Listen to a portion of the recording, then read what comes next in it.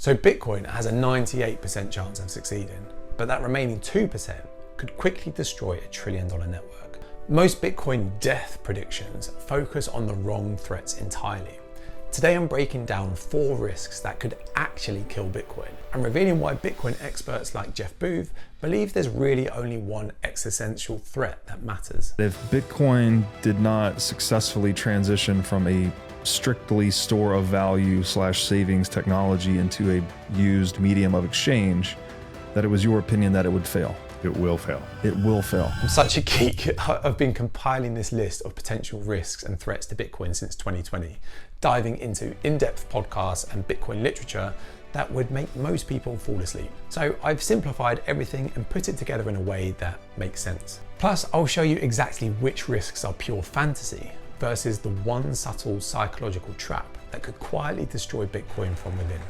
Ironically, the very thing that most Bitcoiners champion. But first, let me put these risks in perspective. Based on Jeff Booth's analysis and reading between the lines of what he and other experts are saying, here's how I break down Bitcoin's future. Over a 90% chance Bitcoin reaches universal adoption. As he puts it, as long as it stays decentralized and secure, that system bounded by energy will reprice all $900 trillion of assets. Less than 10% chance that it stays transitional. This means Bitcoin remains stuck in a hybrid system alongside traditional money.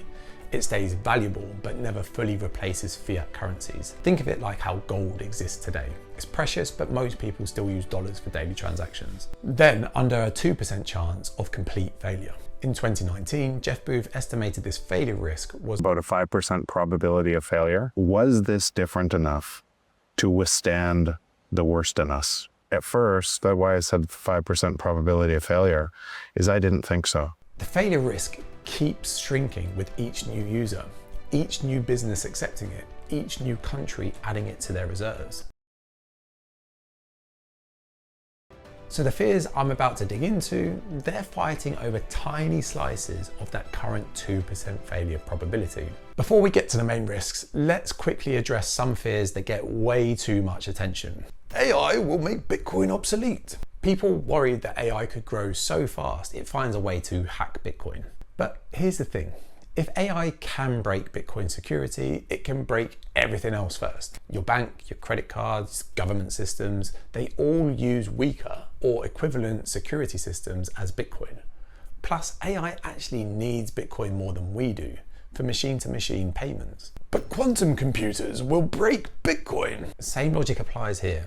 I recently spoke to an OG Bitcoin developer, Adam Back, about this at Bitcoin Prague. And the threat is real, just not anytime soon. Because they're trying to finance all-scale research, and it's tough, right? So they make a little breakthrough that's going to break Bitcoin, and they're trying to raise 100 million to build the next 6 billion. That's what it's all about, isn't it? Plus, quantum computers will also break your bank security, government encryption, and even nuclear missile launch codes before they touch Bitcoin.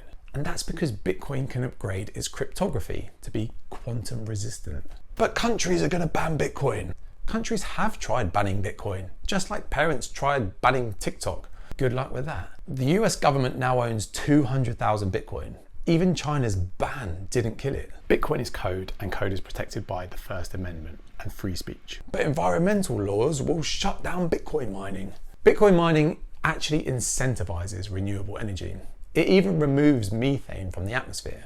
Banning it would be like banning solar panels for using sunlight. But what about if a better cryptocurrency replaces Bitcoin? Billions have been invested into Bitcoin's infrastructure, things like miners and nodes. It's like asking everyone to abandon the internet and start using a completely new network. Why would you throw away 12 years of zero downtime and rebuild everything from scratch? I've had all of these fears as well. I will dive into these in more detail in future videos, but when you go down those rabbit holes, you realize they're not actual real threats. But the real threats are much more subtle. So let's start with the 4th biggest threat to Bitcoin. Imagine waking up tomorrow and your Bitcoin is worthless, not because the price has crashed, but because a software update went wrong and froze the entire network. That's exactly what some people worried about during the SegWit wars in 2017. Here's what went down. Bitcoin developers created SegWit. It was an upgrade that would fix bugs and allow more transactions. Everyone wanted it, it made total sense. But mining companies fought it because it broke their profit optimization. So they launched a PR campaign claiming SegWit was breaking Bitcoin security. Now, there's a new upgrade being discussed at the moment, which would let you set spending rules and recovery periods on your Bitcoin. For example, you could set daily spending limits or create a 1-week delay before large amounts can be moved, giving you time to recover stolen Bitcoin. Again, it makes total sense. But here's where it gets interesting. These upgrades are even more complex than SegWit. More complexity means more ways things can go wrong. Bugs that break the network, arguments between different groups about how to implement it. The real risk isn't the technology, it's that upgrades could go wrong and cause problems. So updates going wrong is only a 3% risk. Why? Because Bitcoin's development process has gotten much more careful. But that's nothing compared to what I'm about to show you. This next threat is where things start to get more concerning. And this is what keeps some Bitcoin developers up at night. Here's the scenario. Bitcoin stays exactly like it is today forever. But isn't Bitcoin perfect already? It's digital gold. That's exactly the trap that could limit it. When people see Bitcoin only as digital gold, they stop caring about improvements. Why need better security features if you're just hodling? Why worry about storing your own Bitcoin if you never use it? But here's what the digital gold only crowd might be missing. Bitcoin is never finished. And what happens when quantum computing actually can steal someone's Bitcoin? So here's the real concern. Once people get comfortable with Bitcoin never changes, that becomes self-fulfilling. Developers stop working, users stop demanding better features. Bitcoin remains forever incomplete. It becomes a smartphone that can never improve. Notice the issue here? This threat comes down to centralization. When only digital gold holders have a voice in Bitcoin's future, you get centralized decision making. This is why stagnation is a 6% risk, while updates going wrong is only 3%. And if you thought that was concerning, wait until you hear this. Right now, 6 people could decide whether your Bitcoin transaction ever gets confirmed. 6 people control what happens to your money. That's worth considering. Have you ever wondered who actually processes your Bitcoin transactions? Most people have no idea. Here's the concerning reality. Just 6 mining pools control 95% of all Bitcoin blocks. According to research by B10C, if just the top 2 pools work together, they'd control over 62% of the network. That's enough for a 51% attack, which could mean they could spend their Bitcoin more than once. Now, would a mining pool actually attack? Probably not. It would be financial suicide. To control 51%, they'd have invested billions into mining equipment. The moment they attack, confidence collapses, price crashes, and their equipment becomes worthless. It's like spending $1 billion to rob a bank for $10 billion, but the robbery makes all the money you steal worthless. But here's the more subtle concern. You don't need dramatic attacks, just quiet, sneaky censorship that most people never notice. So here's the part most people might miss. 6 mining pools decide which transactions get confirmed and which get ignored. They could censor your payments.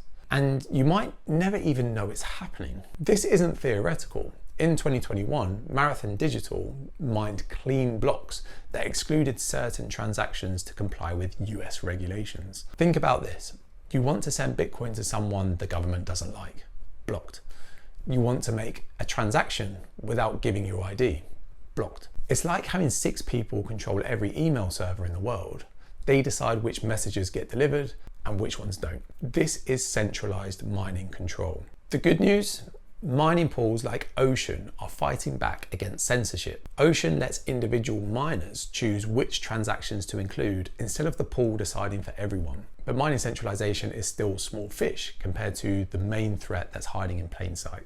Quick question, do you know where your Bitcoin is actually stored right now? If not, you may be contributing to this biggest threat. I'm about to show you how Bitcoin holders might be accidentally working against Bitcoin's original purpose, and most of them are celebrating while it happens. This chart might surprise you. In just 12 months, regular people lost 247,000 Bitcoin, worth 25 billion to corporations. That's not a market crash, that's a wealth transfer.